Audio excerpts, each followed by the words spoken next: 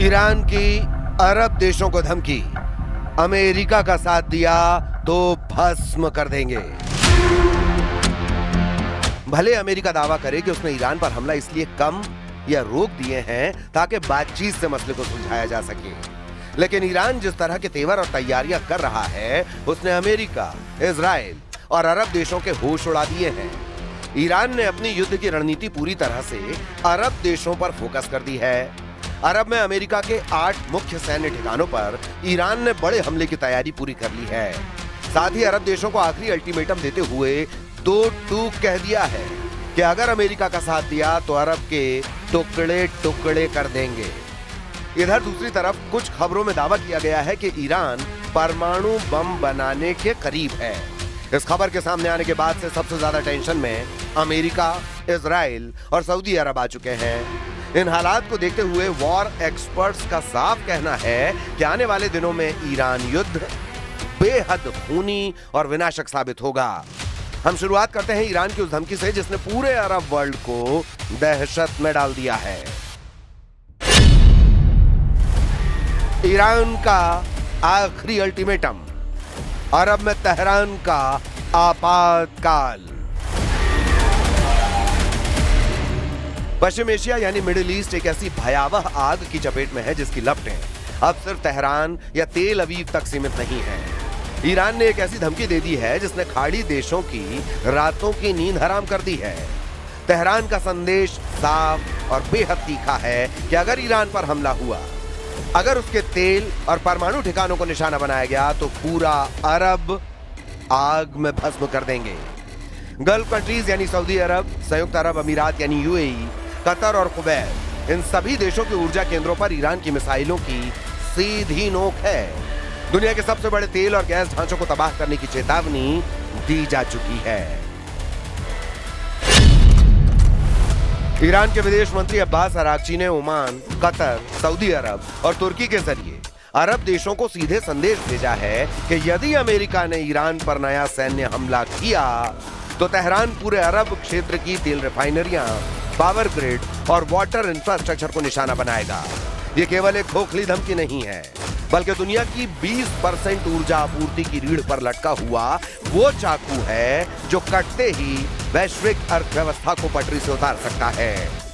हालिया रिपोर्ट्स के अनुसार ईरान ने ओमान और दूसरे मध्यस्थों के जरिए गल्फ देशों को सीधा और सख्त चेतावनी वाला लेटर भेजा है।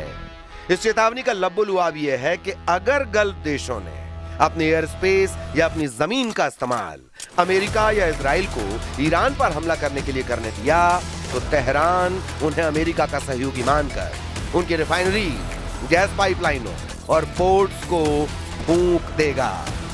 यही वजह है कि रियाद से लेकर अबू धाबी तक भारी खलबली है। खाड़ी देश इस युद्ध में न्यूट्रल रहने का दबाव बना रहे हैं और वॉशिंगटन पर लगातार ये जोर दे रहे हैं कि वो तेहरान के खिलाफ ऐसा कोई कदम ना उठाए जिससे पूरा मिडिल ईस्ट बारूद के ढेर में तब्दील हो जाए. ولی خب ادامه پیدا کرد. رهبر جدید عزیز ما دوباره انتخاب شد. امکان ارتباط با ایشون الان خیلی سخته، ولی به هر حال بودنش نقطه قوت بسیار بالایی است برای ما که بتونیم روند رو ادامه بدیم. ट्रंप का बहुत बड़ा दावा, हमारे पास हथियारों का नया जखीरा. By Saudi Arabia, by UAE, and by Qatar, and by Iran. We were all set to go just about at this time right now, and it would have been a massive attack. We were all set to go, but when the allies ask to call it off, you got to sort of say, well, let's see. And the reason they asked is I think there's a deal. There's a deal on Hormuz, and then there will be a deal on the nuclear, or you might call it the denuclearization of Iran. I call it the denuclearization of Iran. Iran के परमाणु ठिकानों पर अगर America और Israel की सीधी पहुंच हो जाती है तो ये वाकई में अमेरिका और इजराइल की ईरान पर सीधी जीत साबित करने का बेहतरीन मौका हो सकता है. लेकिन मौजूदा हालात में ईरान ने अपने तेवरों से फिर साबित कर दिया है कि ईरान रत्ती भर झुकने वाला नहीं है. जरा खबर को समझ लीजिए. अमेरिका अंतर्राष्ट्रीय परमाणु एजेंसी IAEA की आड़ में ईरान के परमाणु प्रोग्राम पर क्या नकेल करने की कोशिश कर रहा है और कैसे ईरान अमेरिका और इजराइल के इस परमाणु पंजे से खुद को बचाने में जुटा है। नहीं दिखाएंगे ईरानी परमाणु, ट्रंप के परमाणु पंजे पर प्रहार। ईरान ने IAEA को परमाणु ठिकानों तक पहुंच देने से साफ इनकार कर दिया है। ईरानी संसद के स्पीकर मोहम्मद बाकर कालिबाफ ने एक ऐसा बयान दिया है जिसे सुनकर अंतर्राष्ट्रीय परमाणु एजेंसी IAEA, राष्ट्रपति ट्रंप और प्रधानमंत्री नेतन्याहू के होश उड़ गए हैं। मोहम्मद बाकर कालिबाफ ने दो टूक कहा कि ईरानी कानून इस बात की अनुमति नहीं देता है कि IAEA ईरान के 3 परमाणु ठिकानों का दौरा करे। ईरान के इस्फहान, फोर्दो और नतांज परमाणु ठिकाने ईरान के परमाणु कार्यक्रम के मजबूत स्तंभ माने जाते हैं। तीनों तकनीकी रूप से एक दूसरे से जुड़े हुए हैं। इनके बिना ईरान का परमाणु ढांचा अधूरा है। अमेरिका और इजराइल चाहते हैं कि IAEA के जरिए ईरान के इस्फहान, फोर्दो और नतांज का पूरा कच्चा चिट्ठा सामने आ जाए। IAEA चाहता है कि वो ईरान के तीनों परमाणु साइट्स इस्फहान, फोर्दो और नतांज का बारीकी से निरीक्षण करे और पता लगाए कि आखिर ईरान का 440 किलो 60% संवर्धित यूरेनियम कहां छिपा है। अब आप ये भी जान लीजिए कि ईरान के तीनों परमाणु अड्डे इतने ज्यादा अमेरिका, इजराइल और IAEA की आंखों की किरकिरी क्यों बने हुए हैं। इस्फहान न्यूक्लियर फैसिलिटी, यहां मुख्य रूप से यूरेनियम कन्वर्जन फैसिलिटी यानी UCF काम करती है। देश की खदानों से जो कच्चा यूरेनियम लाया जाता है, जिसे येलो केक कहते हैं, उसे यहां रासायनिक प्रक्रिया के जरिए यूरेनियम हेक्साफ्लोराइड गैस यानी UF6 में बदला जाता है। इसी गैस को बाद में संवर्धन के लिए दूसरे संयंत्रों में भेजा जाता है। यहां संवर्धित यूरेनियम से परमाणु रिएक्टरों के लिए फ्यूल रॉड्स, ईंधन की छड़ें तैयार करने का काम भी होता है। इस्फहान के आसपास ईरान का एक बहुत बड़ा सैन्य बेस और एयर डिफेंस सिस्टम तैनात है, क्योंकि इस इलाके पर हमला पूरे परमाणु कार्यक्रम की रीढ़ तोड़ने जैसा माना जाता है। फोर्दो न्यूक्लियर फैसिलिटी, ईरान के पवित्र शहर कुम के पास स्थित यह संयंत्र सुरक्षा के लिहाज से सबसे अभेद्य और रणनीतिक रूप से सबसे खतरनाक माना जाता है। फोर्दो को एक विशाल पहाड़ी के अंदर लगभग 250 से 300 फीट की गहराई में कंक्रीट की मोटी परतों के नीचे बनाया गया है। इस बनावट के कारण इस पर पारंपरिक हवाई हमलों या बड़े बंकर बस्टर बमों का असर होना लगभग नामुमकिन माना जाता है। यहां आधुनिक और एडवांस सेंट्रीफ्यूज जैसे IR6 के जरिए यूरेनियम को सीधे 60% या उससे अधिक शुद्धता तक समृद्ध किया जाता है, जो मेडिकल रिसर्च के नाम पर सैन्य स्तर के बेहद करीब है।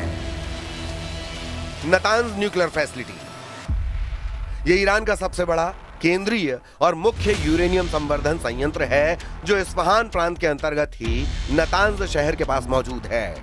नतांज में बड़े पैमाने पर औद्योगिक स्तर पर यूरेनियम संवर्धन होता है।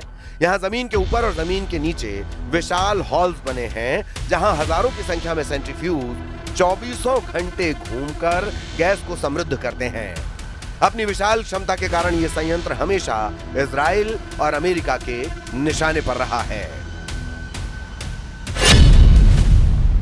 इसीलिए ईरान ने दो टूक कहा है कि हाल में हमले का शिकार हुए अपने परमाणु ठिकानों का निरीक्षण करने के लिए अंतर्राष्ट्रीय परमाणु ऊर्जा एजेंसी के निरीक्षकों को अनुमति नहीं देगा। ईरानी संसद के अध्यक्ष मोहम्मद बाघिर कालिबाफ ने कहा कि इन ठिकानों तक IAEA की पहुंच की खबरें पूरी तरह गलत हैं और देश का कानून इसकी इजाजत नहीं देता। सरकारी टीवी चैनल IRIB को दिए साक्षात्कार में गालिबाफ ने कहा कि ईरानी संसद और सर्वोच्च राष्ट्रीय सुरक्षा परिषद ने ऐसा कानून बनाया है जिसके तहत बमबारी से प्रभावित परमाणु स्थलों तक किसी भी परिस्थिति में विदेशी निरीक्षकों को पहुंच नहीं दी जा सकती। उन्होंने कहा कि निरीक्षकों को वहीं पहुंच मिलेगी जिसकी अनुमति सर्वोच्च राष्ट्रीय सुरक्षा परिषद देगी। ईरानी संसद के अध्यक्ष मोहम्मद बाकिर कालिबाफ ने दो टूक कहा कि फिलहाल IAEA को केवल 2 परमाणु प्रतिष्ठानों बुशहर परमाणु ऊर्जा संयंत्र और तेहरान अनुसंधान रिएक्टर तक ही सीमित पहुंच दी गई है और ईरान इसी व्यवस्था का पालन करेगा। इस समय दुनिया नाजुक मोड़ पर खड़ी है। एक तरफ डोनाल्ड ट्रंप का मैक्सिमम प्रेशर अभियान और इजराइल का आक्रामक रुख है, तो दूसरी तरफ ईरान का आर पार का मूड और गल्फ देशों को जलता देखने की उसकी सीधी धमकी। एक गलतफहमी या एक फटकी हुई मिसाइल पूरे मिडिल ईस्ट को तीसरे विश्व युद्ध की ज्वाला में धकेल सकती है। अगर गल्फ जलता है तो उसकी लपटों से पूरी दुनिया का झुलसना तय है। अब देखना यह होगा कि वॉशिंगटन और तेहरान कूटनीति का रास्ता चुनते हैं या मिडिल ईस्ट की इस बारूद की सुरंग में माचिस की तीली लगा दी जाती है।